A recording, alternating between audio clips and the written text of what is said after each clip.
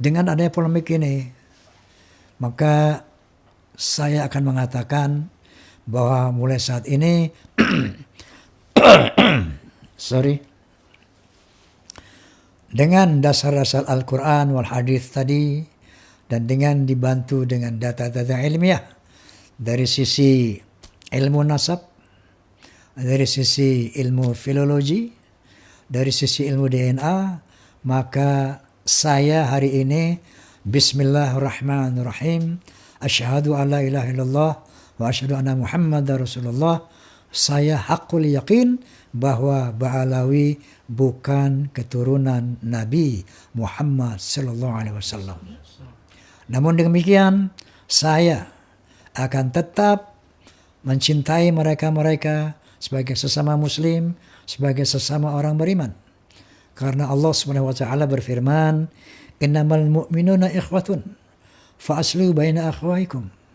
Sesungguhnya orang-orang beriman itu saudara, maka damaikanlah sesama saudara. Maka saya berkomitmen, walaupun mereka bukan turunan Nabi, tidak akan pernah berkurang cinta saya kepada mereka. Tidak akan pernah berhenti persahabatan saya kepada mereka. Wa qala ta'ala aidan, wa'tasimu bihablillahi jami'an wa la tafarraqu. Bersatu padulah kalian di bawah tali Allah, jangan bercerai-berai. Jadi pernyataan sikap saya ini juga akan saya tunjukkan bahwa saya tidak akan melakukan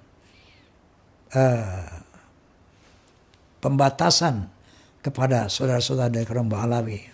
Walaupun saya sudah yakini bahwa mereka bukanlah turunan Nabi. Oleh karena itu, untuk membedakan turunan Nabi dan bukan, maka mulai hari ini pula saya akan memanggil sahabat-sahabat saya dari Ba'alawi bukan lagi Habib. Tetapi kalau mereka berilmu, akan saya panggil Al-Mukarram wal-Mukhtaram Ustadz Rizik Syihab. Al-Mukarram wal-Mukhtaram Ustadz Taufik Assegaf. Dan seterusnya dan seterusnya. Dan bagi orang-orang yang katakanlah bukan Ustadz, saya akan panggil akhina fillah. Kira-kira demikian pernyataan saya. Semoga Allah Subhanahu wa taala meridhoi dan meluruskan apa yang saya nyatakan. Last but not least, kepada Al-Ustadz Muhammad Rizik Syihab dan lain-lain dari Ba'alawi, saya mohon dimaafkan lahir dan batin apabila selama ini ada ucapan-ucapan saya yang kurang berkenan, yang barangkali menyinggung perasaan antum semuanya. Maafkan saya. Dan sebaliknya, pintu maaf saya sangat terbuka untuk semua kaum Ba'alawi. Demikian. Assalamualaikum warahmatullahi wabarakatuh. Berjumpa kembali sahabat dan saudara-saudaraku di mana saja berada. Pada kesempatan ini saya akan membahas tentang sikap dan prinsip Rhoma Irama, ya, di mana Bang Haji Rhoma Irama ini jadi terjun langsung, ya, akhirnya jadi ya sudah tercelup, ya nyebur sekalian lah gitu. Dimana mungkin tadinya hanya sekedar ingin mengetahui kebenaran daripada nasab, ya, para Ba'alawi, akan tetapi ketika beliau turun, ya, pada podcastnya, kemudian mulailah ada kecaman-kecaman dan ejekan-ejekan, bahkan ada tantangan-tantangan, ya, dari para Ba'alawi yang menyikapi permasalahannya dengan emosi, ya. Sedangkan Bang Haji Rhoma Irama menanggapi atau mengikuti permasalahan ini, menyikapi permasalahan ini ya dengan santai-santai saja, ya. Karena niatnya itu hanya ingin mencari yang benarnya gitu, ya. Jadi ingin mencari kebenaran sebetulnya, ya, pada awalnya. Akan tetapi ya itu tadi, sudah basah nyeburlah sekalian gitu kan. Yang akhirnya Bang Haji pada sebuah event show-nya juga udah mengumumkan ya, sebagai bahwa nasab Ba'alawi ini ternyata tidak tersambung ya kepada Rasulullah. Itu yang sebenarnya. Memang yang sebenarnya. Jadi sesuai dengan niatnya untuk kul innaka walau kana muron, jadi dikatakan. Sekalipun itu pahit, jadi dikatakan akhirnya ya. Kemudian juga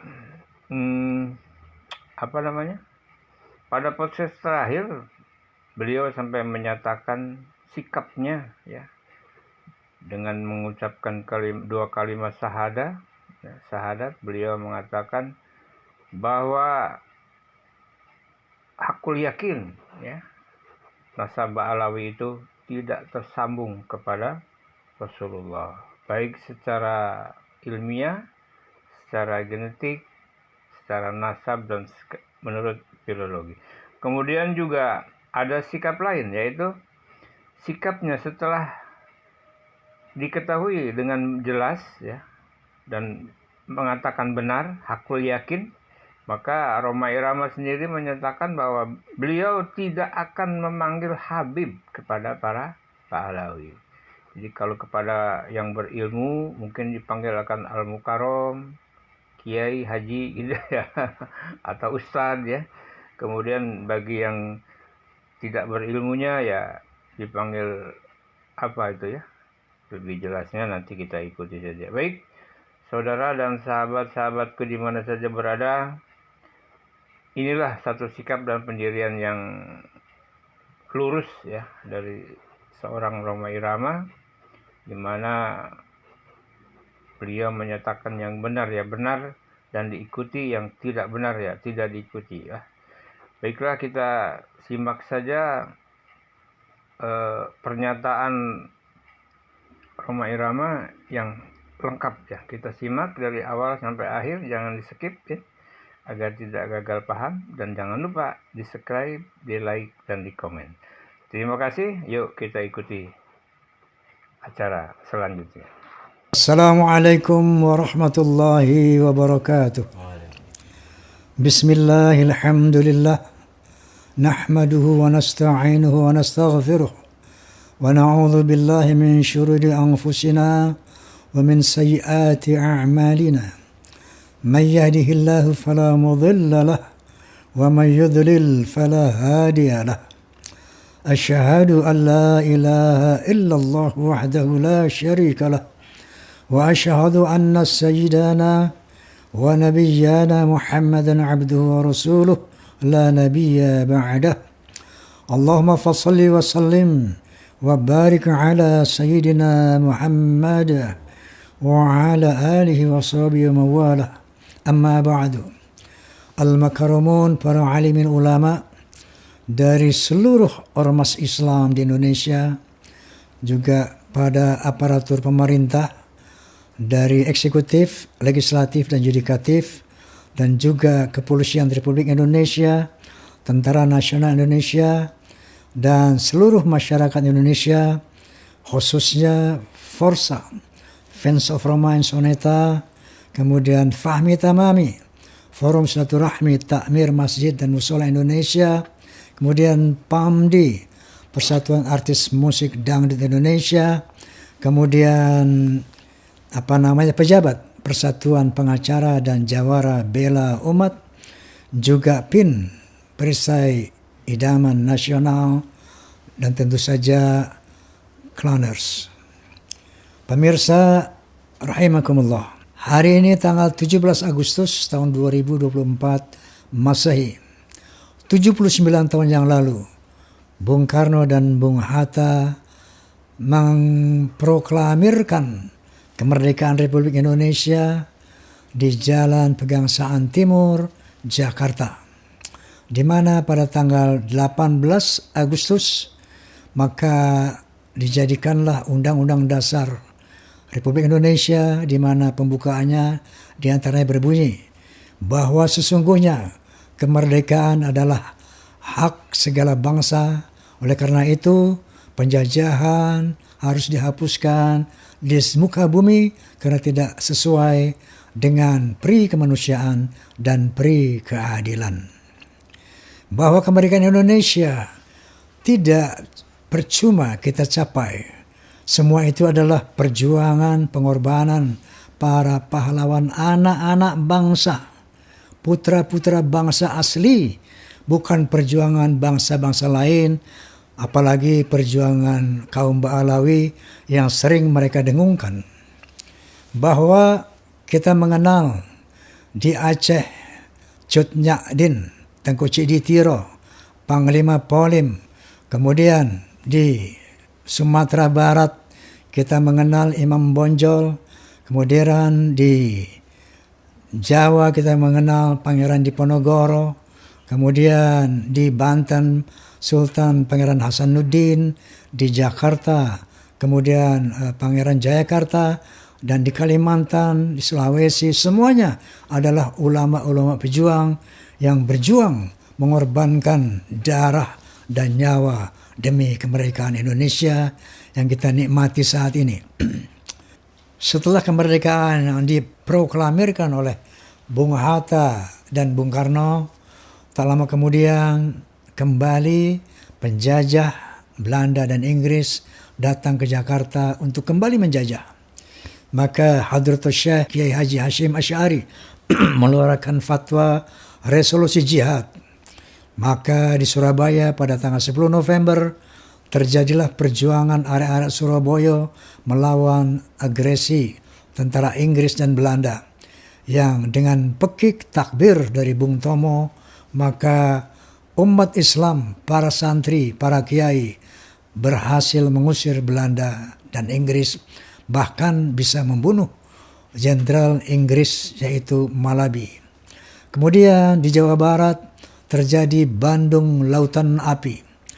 Dan di Tasikmalaya terjadi suatu pertempuran yang dahsyat yang dipimpin oleh Kapten Raden Burjah Anggawirya yang kemudian berhasil menghancurkan tank Dingo Belanda, di mana hal ini diabadikan dalam sejarah bangsa Belanda. Sebagai saksi daripada Kapten Raden Burjah adalah anak buahnya, yaitu Mayor Jenderal Haji Marzuki Edi Nalapraya, yang alhamdulillah sampai saat ini beliau masih ada. Coba kita lihat ini ada apanya, foto waktu tank Bingo ini yang rusak ini. Nah terus ini Mayor Haryadi dengan tank yang sudah diperbaiki. Nah demikianlah perjuangan para anak-anak asli bangsa Indonesia dalam merebut kemerdekaan. Oleh karena itu, kita generasi sekarang wajib mensyukuri, berterima kasih atas jasa-jasa para beliau pejuang kita. Pertama, dengan membacakan doa agar para pahlawan nasional diberikan pahala yang besar, diterima amal ibadahnya, diampuni segala dosa-dosanya, dan ditempatkan sebagai para mujahid, para syahid di sisi Allah Subhanahu wa ta'ala. Kita mengisi kemerdekaan tentunya dengan melaksanakan apa yang menjadi cita-cita bangsa Indonesia, yaitu ketuhanan yang Maha Esa, kemanusiaan yang adil dan beradab, persatuan Indonesia, kerakyatan yang dipimpin oleh hikmah, kebijaksanaan dalam permusyawaratan perwakilan, dan keadilan sosial bagi seluruh rakyat Indonesia. Inilah tugas generasi sekarang dalam rangka mengisi kemerdekaan yang telah dianugerahkan oleh para pejuang-pejuang anak bangsa sendiri. Adapun mengenai polemik nasab, podcast Bisikan Roma telah merajut berbagai sumber dari polemik ini, mulai dari Guru Gembul, kemudian dari Kiai Haji Maduddin yang berbicara tentang nasab, sejarah nasab, Kemudian ada Gus Romel sebagai pembanding dari Rabithah Alawiyah. Kemudian ada juga Dr. Sugeng Sugiharto sebagai ahli DNA. Kemudian ada juga Profesor Menahem Ali sebagai ahli filologi. Dari sana ditetapkanlah oleh Kiai Haji Imaduddin bahwa Ubaidillah sebagai keturunan Nabi dari Ahmad bin Isa tidak terkonfirmasi sebagai tokoh yang eksis selama 550 tahun. Kemudian dari sisi filologi, menurut Profesor Menahem Ali, bahwa kaum Ba'alawi mustahil sebagai orang Arab. Tapi kaum Ba'alawi adalah dari Kaukasus menurut ilmu sejarah. Dan menurut ilmu DNA, pakar DNA Dr. Sugeng Sugiharto menyatakan bahwa secara DNA mustahil kaum Ba'alawi adalah keturunan Nabi Muhammad sallallahu alaihi wasallam. Allah Subhanahu wa taala berfirman bahwa Al-yawma akmaltu lakum dinakum. Hari ini aku sempurnakan agamamu. Dalam ayat yang lain Allah Subhanahu wa taala berfirman, "Ma faratna fil kitabi min syai'." Tidak ada yang aku tinggalkan, tidak ada yang aku lupakan dalam Al-Qur'anul Karim. Semuanya lengkap, berbagai aspek kehidupan manusia tertuang di dalam Al-Qur'anul Karim. Bahkan seorang sosiolog Profesor Dr. Arnold Toynbee setelah membaca Al-Quran, beliau berkomentar, Islam is not only a religion, but it also a way of life and a whole civilization. Islam bukan sekedar agama, tapi ternyata way of life, bimbingan hidup, and a whole civilization, dan sebuah peradaban yang lengkap. Allah Subhanahu wa taala berfirman, A'udzu billahi minasyaitonir rajim. Bismillahirrahmanirrahim. Ya ayyuhalladzina amanu atti'ullaha wa atti'ur rasul wa ulil amri minkum. Fa in tanazza'tum fi syai' farudduhu ila Allahi wa rasul in kuntum tu'minuna billahi wal yawmil akhir. Dzalika khairu wa ahsanu ta'wila. Artinya, wahai orang-orang beriman, taatilah Allah, taatilah Rasul dan pemimpin-pemimpin kalian. Apabila terdapat perselisihan antara kalian, maka kembalikanlah kepada Allah dan Rasul-Nya. Itu hal yang baik dan itu adalah jalan keluar yang terbaik untuk kalian. Nah, oleh karena itu mengenai polemik nasab, kita harus kembalikan kepada Al-Quran wal Hadis. Baik, apa yang menjadi perdebatan dari polemik ini? Pertama, mengenai Ahlul Bait. Mari kita lihat dalam Al-Quranul Karim. Siapakah Ahlul Bait itu? Apakah arti dari Ahlul Bait? Ahlul Bait secara bahasa, seputar lugah. Ahlu al-Bait. Ahli rumah. Artinya penduduk rumah. Penghuni rumah. Ahlul Bait adalah orang-orang yang ada dalam rumah. Dalam ini tentunya rumah Rasulullah Sallallahu Alaihi Wasallam. Itu secara harfiah. Lalu Al-Quranul Karim berbicara. Ternyata Ahlul Bait dalam surat Al-Ahzab 28-33 yang dimaksud Ahlul Bait adalah istri-istri Nabi Sallallahu Alaihi Wasallam. Sebagaimana firman Allah Subhanahu Wa Taala, Ya ayuhan Nabi, qul li azwajika, in kuntunna turidna al-hayata dunya wa zinataha, fata'alayna wa umatti'akunna wa sarihkunna sarahan jamila. Katakan ya Nabi kepada istri-istri kamu, seandainya kamu menginginkan dunia dan perhiasannya, fata'alayna, kemarilah. Umatti'akunna, aku berikan kamu hadiah Wa usarihkunna, dan aku ceraikan kamu sarahan jamila, dengan cara bercerai yang baik. Wa in kuntunna turidna Allah wa rasul wa darul akhirah fa inna Allah ada lil muhsinati minkunna ajran azima.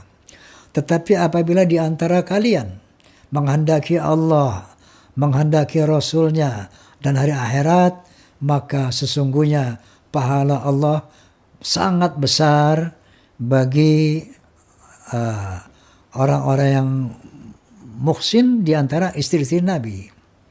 Nah, jadi dari dua ayat ini kita melihat bahwa Allah memerintahkan kepada Nabi Muhammad, kepada istri-istrinya, kalau mereka menginginkan dunia dan isinya, diperintahkan diceraikan oleh Allah. Tetapi kalau mereka menginginkan Allah dan Rasulnya, maka Allah akan memberikan pahala. Artinya orientasi keluarga Nabi, istri-istri Nabi adalah harus mencari ridha Allah, bukan dunia. Lalu ayat berikutnya Allah SWT berfirman, Ya nisa'an Nabi, may ya'ti minkunna bifahishatin mubayyinatin yudha'af lahal 'adzabu dhi'fain. Wahai istri-istri Nabi, kalau ada di antara kamu datang dengan kefasikan yang nyata, maka azabnya 2 kali lipat. Artinya kalau istri-istri Nabi itu berbuat kefasikan, azabnya 2 kali lipat. Tapi sebaliknya, wa man yaqnut minkunna lillahi wa rasuli wa ta'mal shalihan nu'tiha ajraha marratain.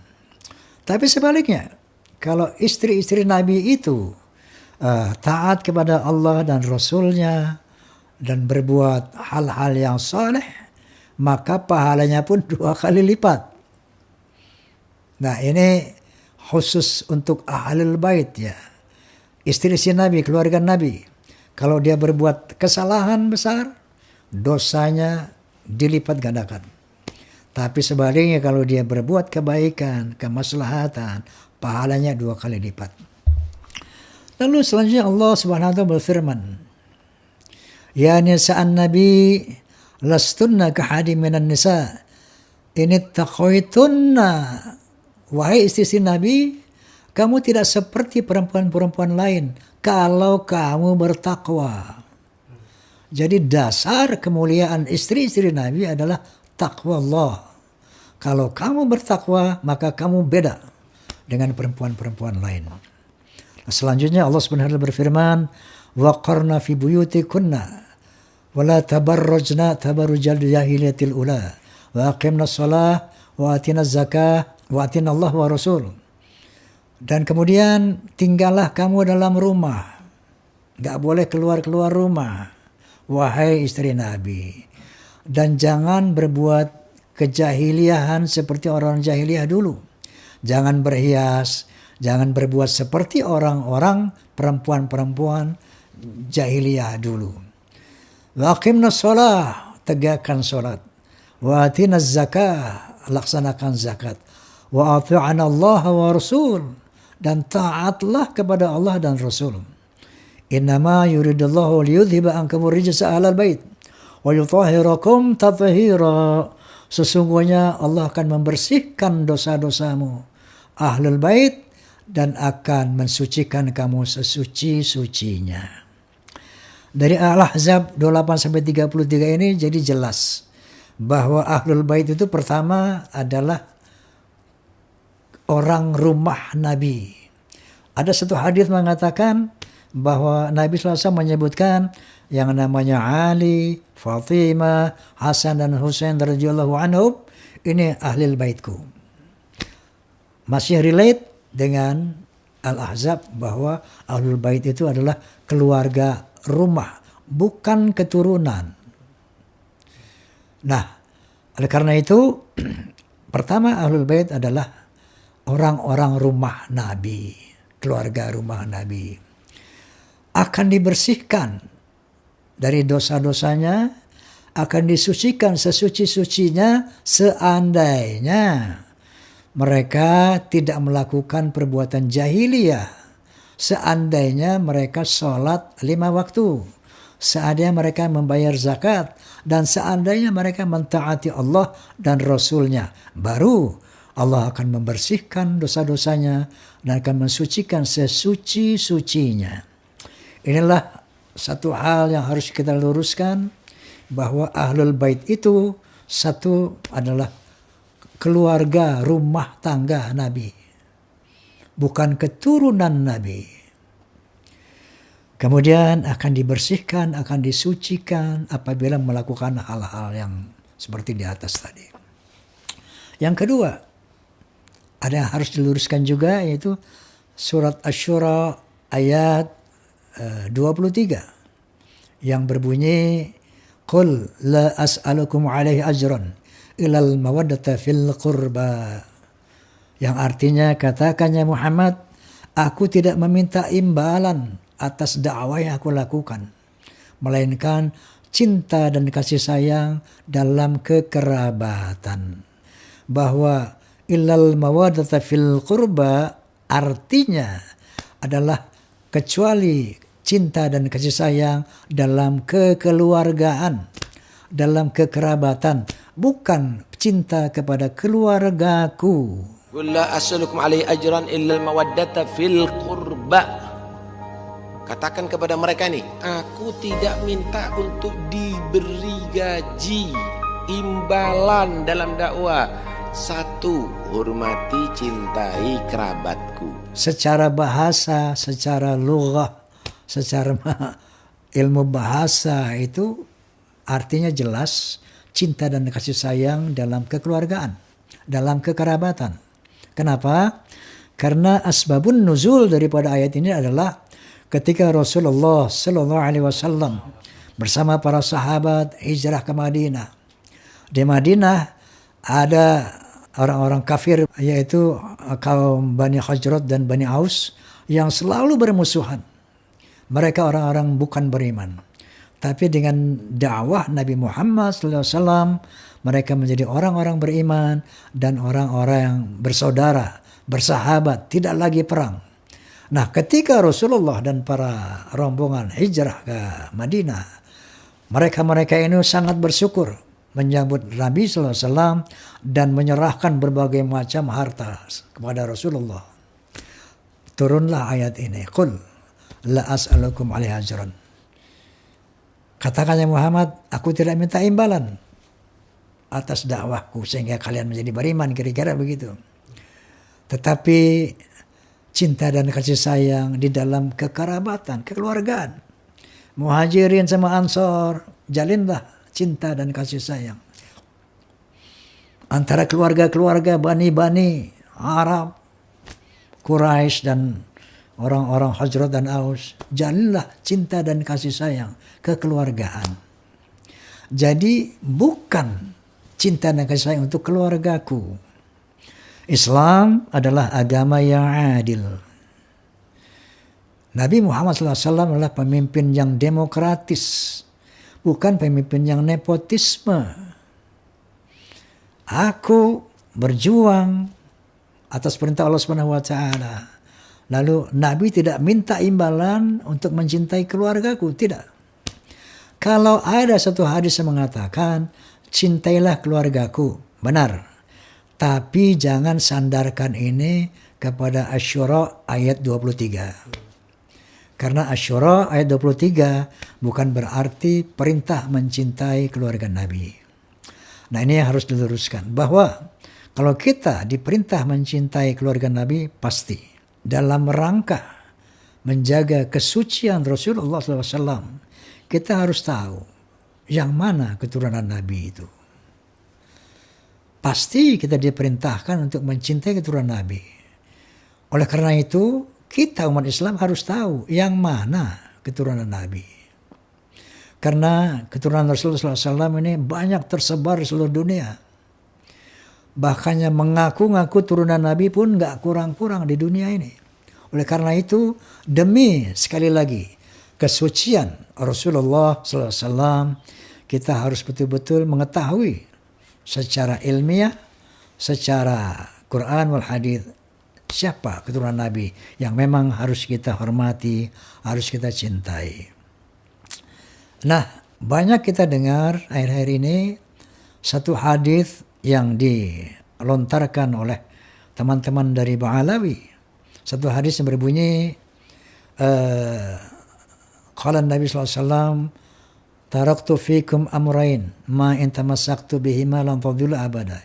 Kitaballah wa dzurriyyati, atau kitaballah wa ahli. Aku tinggalkan kepadamu dua hal, kata Nabi, yang apabila kamu berpegang kepadanya, maka kamu tidak akan tersesat. Menurut mereka, kitabullah dan zuriyah Nabi, kitabullah dan turunan Nabi.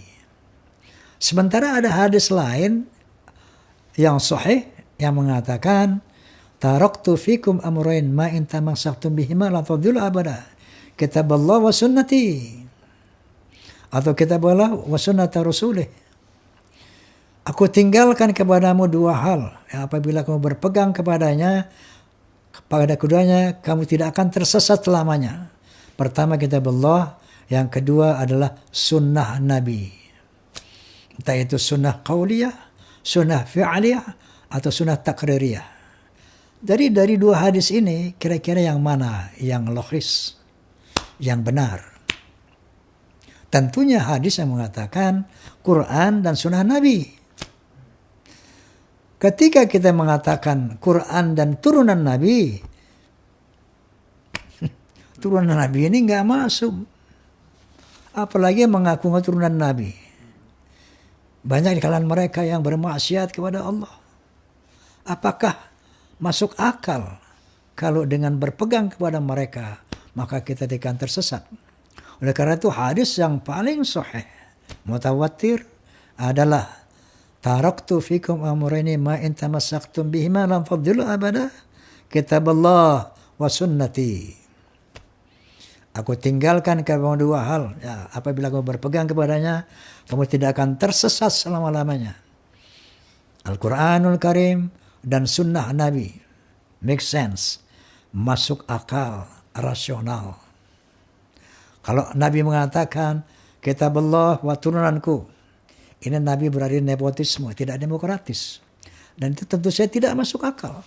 Inilah barangkali teman-teman, saudara-saudara kita dari para muhibbin, ya, terkontaminasi oleh hadis ini yang selalu didengung-dengungkan oleh mereka. Sehingga pimpinan mereka mengatakan, siapapun yang baca Quran, yang bermengenal Quran, tapi kalau tidak cinta kepada habaib, sesat. Bagaimana status ulama? Ya, al-ulama warathatul anbiya.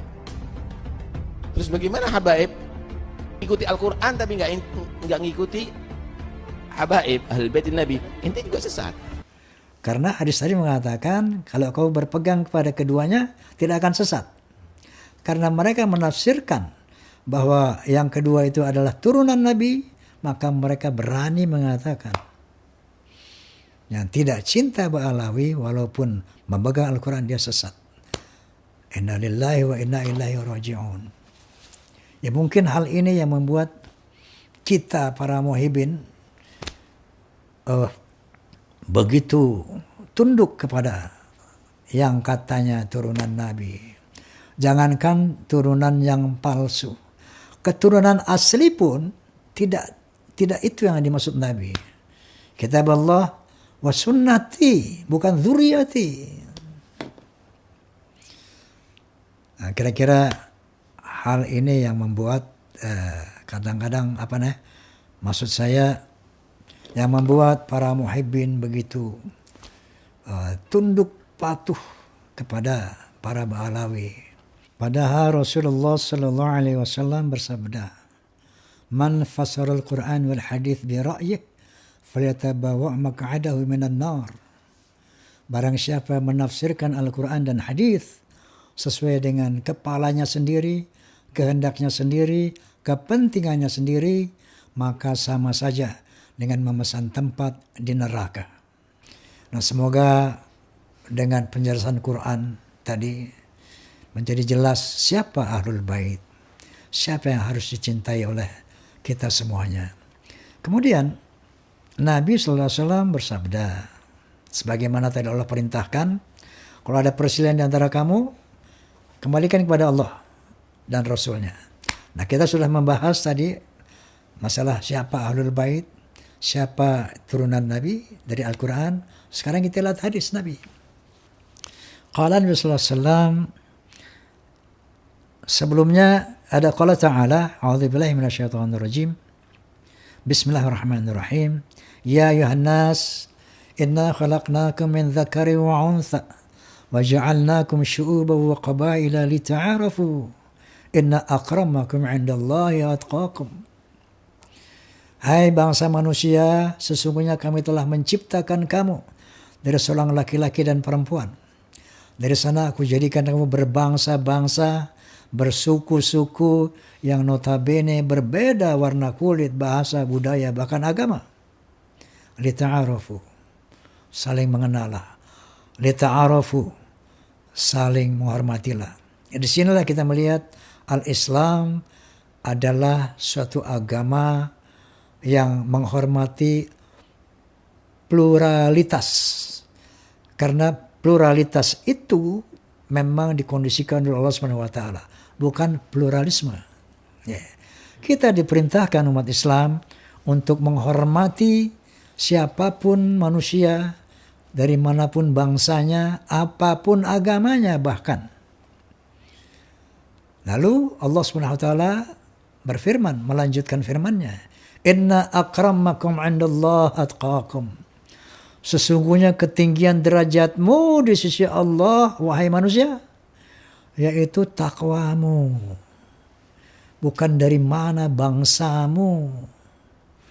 Maka Nabi selesai menyatakan, La fadla li'arabiyyin ala ajamiyyin illa bitaqwa. Tidak ada kelebihan dari bangsa Arab di atas yang bukan Arab kecuali takwa. Kenapa Nabi mengatakan tidak ada kelebihan dari bangsa Arab, bukan bangsa Yaman? Karena Nabi adalah orang Arab. Rasulullah adalah dari Bani Hashim, orang Arab. Oleh karena itu Nabi mengatakan tidak ada kelebihan bangsa Arab dari yang bukan Arab kecuali takwanya. Oke. Kemudian selanjutnya Nabi SAW bersabda, Al-jannatu lil muttaqina walau kana 'abdan habasyian wan naru lil 'asina walau kana sayyidan quraisyan hashimian. Surga itu buat orang yang bertakwa walaupun dia budak dari bangsa Habsyi. Contohnya Bilal bin Rabah, bahwa Rasulullah menyatakan bahwa Bilal adalah ahli surga padahal dia budak. Wan naru lil 'asina walau kana sayyidan quraisyan hashimian. Dan neraka itu buat orang-orang yang berdosa, yang ahli maksiat, walaupun dia sayyid Quraisy dan Hashim, Bani Hashim, yaitu Bani Rasulullah. Dan Al-Quran pun telah menjelaskan secara gamblang bahwa keluarga Nabi kalau tidak bertakwa tidak akan masuk surga. Contohnya anak Nabi Nuh, Kan'an, masuk neraka padahal anak Nabi. Bapaknya Nabi Ibrahim alaihissalam, Azar, masuk neraka padahal bapaknya. Kemudian istrinya Nabi Lut alaihissalam masuk neraka padahal istrinya Nabi. Pamannya Nabi Muhammad SAW pun masuk neraka padahal pamannya Nabi. Allah telah begitu gamblang menjelaskan dalam Al-Quran Al-Karim bahwa Al-Islam dinul adil, agama yang adil karena Allah Maha Adil. Rasulullah adalah Rasul yang demokratis, bukan nepotisme. Bahkan pernah terjadi satu peristiwa di mana para sahabat tengah berkumpul dengan Rasulullah SAW. Lalu Nabi mengatakan SAW, aku rindu kepada saudara-saudaraku. Para sahabat bertanya, ya Rasulullah, bukankah kami saudara-saudaramu? Kalian adalah sahabatku. Lalu siapa saudaramu? Qala Nabi SAW, Tuba liman ra'ani fa'amana bi. Thumma tuba, thumma tuba, thumma tuba liman lam yarani fa'amana bi. Atau kama qala Rasulullah sallallahu alaihi wasallam. Beruntung orang yang bertemu aku, dia beriman kepadaku. Seperti para sahabat misalnya. Tapi lebih beruntung 3 kali Nabi menyebut. Orang-orang yang tidak ketemu aku, nggak pernah bertemu aku, tapi dia beriman kepadaku. Contohnya kita ini sekarang. Kita tidak pernah ketemu Nabi. Kita tidak pernah berjumpa dengan Nabi SAW. Tapi kalau kita mengimani Nabi SAW, maka kata Nabi, itulah saudara-saudaranya Nabi Sallallahu Alaihi Wasallam. Sama sekali Nabi tidak pernah mengutamakan zuriyahnya, keturunannya. Tidak pernah. Bahkan ketika beliau mau meninggal dunia, yang diseru bukan ya zuriyati. Tidak. Ya ummati, ya ummati, ya ummati, umatnya yang dipanggil. Wa qala Nabi sallallahu alaihi wasallam, "Law anna Fatimah binta Muhammadin saraqat laqata'tu yadaha." Seandainya Fatimah binti Muhammad mencuri, aku potong tangannya. Inilah kepemimpinan Rasulullah yang begitu demokratis, tidak nepotis. Begitulah Islam, agama yang lurus, yang adil. Inna akramakum indallah atqakum. Dari bangsa manapun, dari turunan siapapun, kalau kamu bertakwa, kamulah yang mulia. Dibandingkan apabila kamu keturunan Nabi, tapi tidak bertakwa, kamu akan lebih rendah daripada budak-budak dari bangsa Habsyi yang bertakwa. Nah, itulah siapa Ahlul Bait. Bagaimana kita harus mencintai keturunan Nabi. Nah, kemudian dengan adanya polemik ini, maka saya akan mengatakan bahwa mulai saat ini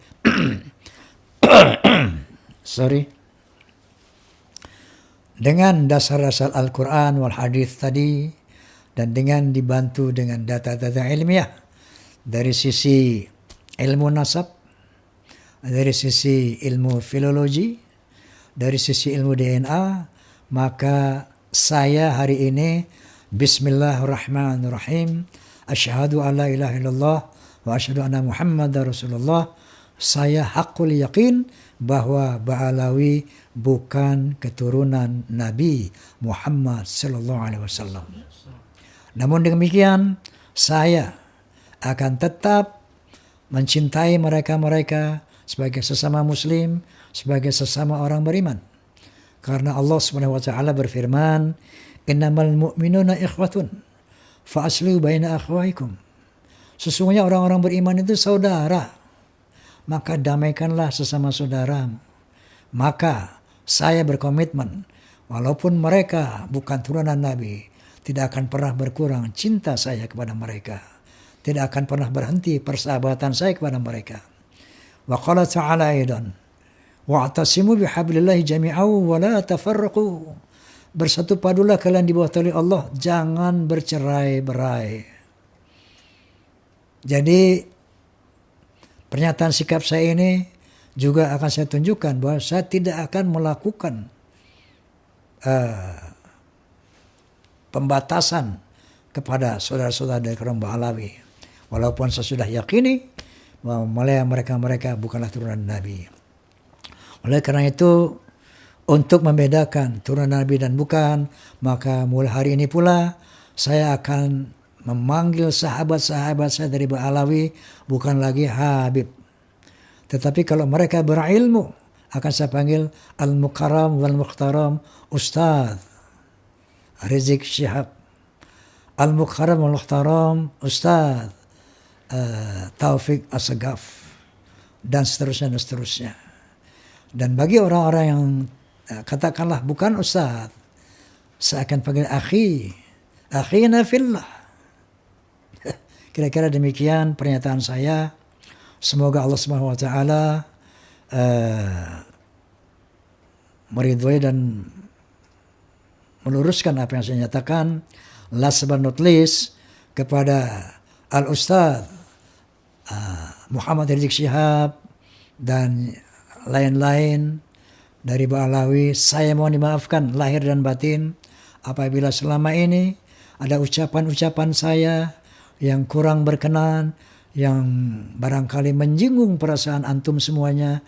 Maafkan saya, dan sebaliknya pintu maaf saya sangat terbuka untuk semua kaum Ba'alawi. Demikian, wallahul muwafiq ila aqwamit thoriq, billahi taufiq wal hidayah. Tsumma assalamualaikum warahmatullahi wabarakatuh. Demikianlah sahabat dan saudara-saudaraku, penuturan dan pernyataan sikap dari Haji Rhoma Irama menyingkapi masalah atau polemik nasab yang sampai saat ini belum mereda, ya. Bagaimana beliau bersikap, ya, bagaimana beliau menyikapi permasalahan ini, dan mudah-mudahan ini menjadi satu wawasan buat kita, juga menambah satu keyakinan pada kita. Dan untuk itu marilah kita sama-sama tingkatkan ukhuwah Islamiyah, saling membantu, dan kita bantu para ulama dan kiai untuk menegakkan kebenaran demi bangsa dan negara. Terima kasih. Wabillahi taufiq wa hidayah. Wassalamualaikum warahmatullahi wabarakatuh.